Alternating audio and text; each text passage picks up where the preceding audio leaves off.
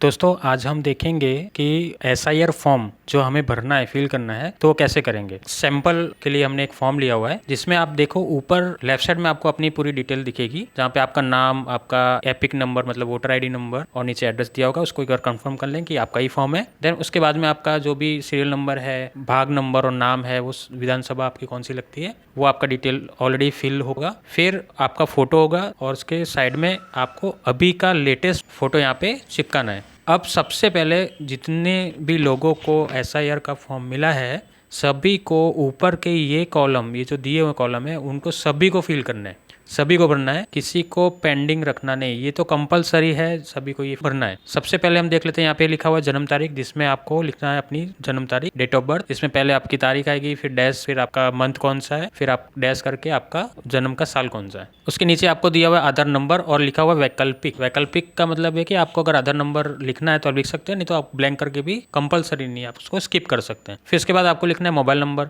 Mobile number में आपका अपना मोबाइल नंबर लिखना है।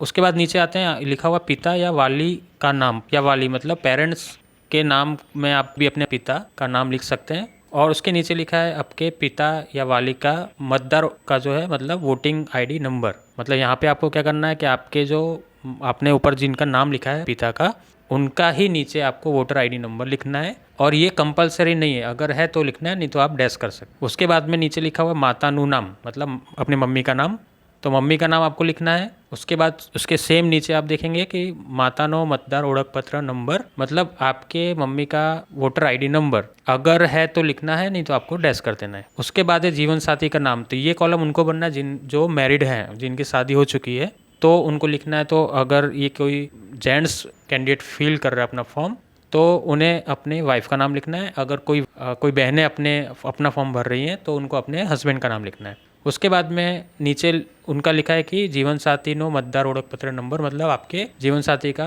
वोटर आईडी नंबर अगर है तो आपको यहाँ पे लिखना है। अब यहाँ पे दो अलग से टेबल हैं, जहाँ पे लेफ्ट साइड में अलग है और राइट साइड में अलग है। यही हमें मेन समझना है, ऊपर वाला तो आपको कंपलसरी फिल करना ही है। अब यहाँ पे हम देखेंगे कि लेफ्ट साइड में अगर जो फॉर्म भर रहा है उनका नाम 2002 के वोटिंग लिस्ट में था, तो ही उनको यहाँ पे ये वाला फॉर्म, लेफ्ट साइड वाला फॉर्म फिल करना है। ठीक है, कंपलसरी। मतलब आपको याद रखो, 2002 की वोटिंग लिस्ट में जिनका नाम था वो ही ये वाला लेफ्ट साइड वाला कॉलम भरेंगे। मतलब जिनका 40 साल के ऊपर से एज हो गई है, वो एक बार मतलब वो लोग सभी आ जाते हैं इसमें जिनका वोटर आईडी 2002 में था। पर एक बार कंफर्म कर लें 2002 में आपका नाम है, तो आपको यहाँ ये वाला लेफ्ट साइड वाला फॉर्म भरना है, जिसमें आपका मतदार नाम मतलब आपका खुद का नाम आएगा। फिर मतदार ओळख पत्र नंबर मतलब आपका वोटिंग आईडी नंबर क्या था या पिक नंबर क्या था, वो आपको यहाँ लिखना है।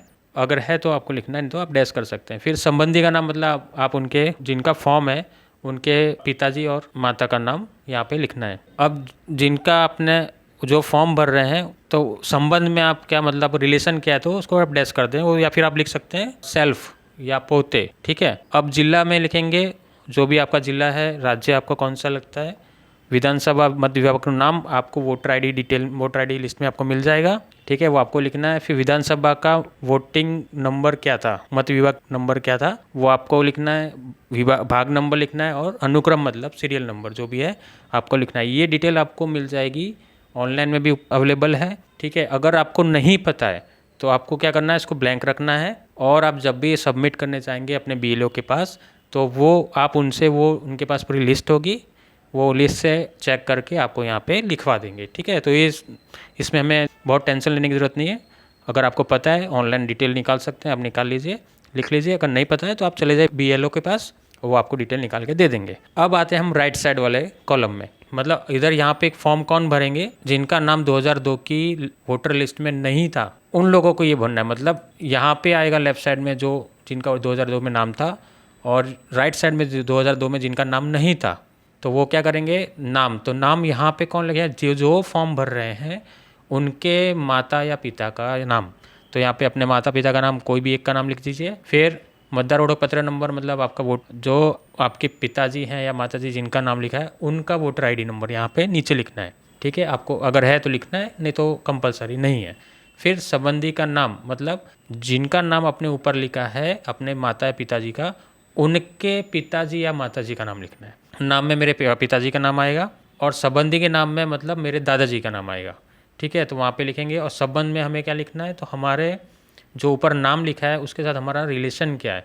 तो मैंने अपने पिताजी का नाम लिखा होगा तो संबंध में लिखेंगे पिता। जिले में आएगा आपका जिला, राज्य का नाम क्या है वो लिखेंगे, फिर विधानसभा मत विभाग का नाम जो भी होगा आपको लिखना है। और सेम आपको नीचे डिटेल दी हुई है, विधानसभा का मत विभाग नंबर, भाग नंबर और क्रम नंबर। तो ये आपको पता है, आप लिख सकते हैं, ऑनलाइन निकाल सकते हैं तो लिख सकते हैं। अगर नहीं पता है तो आप जाइए निश्चिंत होके बीएलओ के पास, बीएलओ से आप बोलिए मुझे ये वाला डिटेल्स निकाल के दीजिए, वो आपको निकाल के और दे देंगे, आप उसको यहाँ पे लिख सकते हैं। और तो बहुत ईजी है, आपको नीचे लिखा हुआ है कि मतदार अथवा परिवार का कोई भी व्यक्ति यहाँ पे सिग्नेचर कर सकता है। अगर मान लीजिए माता पिताजी का फॉर्म है, अगर वो पढ़े लिखे नहीं है, शिक्षित नहीं है, तो यहाँ पे आप खुद सिग्नेचर कर सकते हैं। मतलब कंपलसरी नहीं कि उन्हीं को सिग्नेचर करना है, कोई भी यहाँ पे साइन कर सकता है और तारीख लिख देनी, जब आप फॉर्म जमा कर रहे हैं तारीख लिख के फॉर्म रेडी कर सकते हैं। तो बहुत ईजी है।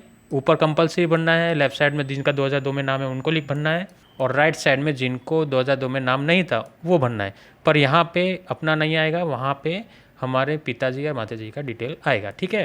तो एसआर फॉर्म इस तरह से बहुत इजी है। तो आप ज़रूर इस वीडियो को आराम से ध्यान से देखिए, अगर कन्फ्यूजन है तो रिपीट दोबारा देखिए, लेकिन यहाँ पे आप आराम से अपना फॉर्म भर के तुरंत बीएलओ को सबमिट कर सकते हैं। Thank you.